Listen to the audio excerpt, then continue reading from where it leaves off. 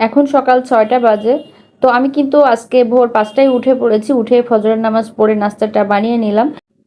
তো গতকাল যখন শাশুড়ি আমার জন্য খাবার রান্না করেছিলাম, তো সেখান থেকে কিন্তু খানিকটা গরুর মাংস বেঁচে আছে। তো আজকে সকাল সকাল আমরা এই গরুর মাংস আর রুটি দিয়ে নাস্তা করে তারপরে ঢাকার উদ্দেশ্যে রওনা হব।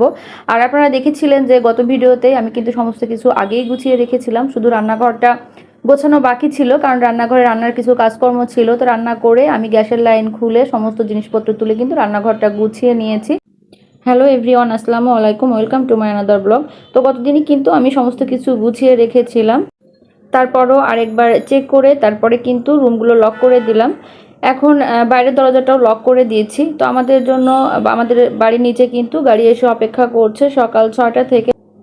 তো এখন আমরা মেন দরজাটা লক করে কিন্তু বাড়ি থেকে বের হয়ে যাব। তো আমরা যখন বাড়ি থেকে ঢাকার উদ্দেশ্যে রওনা হচ্ছিলাম তখনও কিন্তু আমাদের ভাড়াটিয়ারা ঈদ করে ফেরেনি। তো আমরা কিন্তু নিজ দায়িত্বে গেটটা লক করে দিলাম। তো আমাদের ভাড়াটিয়াদের সাথে কিন্তু আমাদের দেখা হয় খুবই কম। দেখা যায় যে আমরা বছরে একবার বাড়িতে যাই। তো আমরা যখন আমাদের গ্রামের বাড়িতে যাই, তো ওরাও তখন কিন্তু ওদের গ্রামের বাড়িতে ঈদ করতে চলে যায়। তো সাধারণত দেখা যায় যে কোনোবার দেখা হয়, আবার কখনো কখনো দেখা হয়ও না।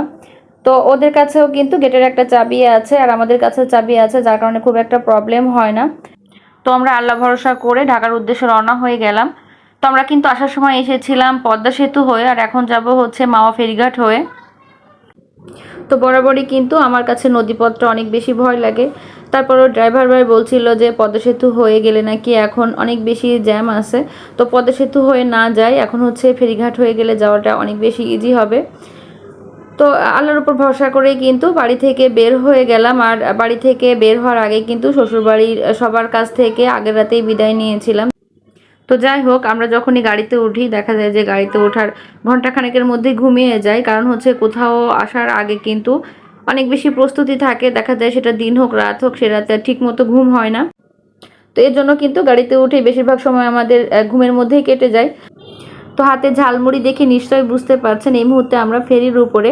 তো ফেরির উপরে সবচেয়ে লোভনীয় খাবার হচ্ছে আমার ঝালমুড়ি। কখনো নদীপথে যাওয়া হলে কিন্তু আমি অপেক্ষায় থাকি যে কখন ফেরির উপরকার ঝালমুড়িটা খাবো। তো ফেরি থেকে নেমে আমার ছেলে বলছিল যে গরম গরম সিঙ্গাড়া খাবে। তো রাস্তার পাশে যে ছোট ছোট দোকান থাকে, তো ওখানে কিন্তু সিঙ্গাড়া ভাজা হচ্ছিল। তো ওর জন্য ওর কথা অনুযায়ী আমাদের সবার জন্য সিঙ্গাড়া আনা হলো। আমরা প্রত্যেকে 2 পিস করে সিঙ্গাড়া খেলাম। তো এই যে নদীপথে আসার কিন্তু এটাই মজা, ঝালমুড়ি সিঙ্গাড়া এই জাতীয় খাবার আমার কাছে কিন্তু অনেক বেশি ভালো লাগে।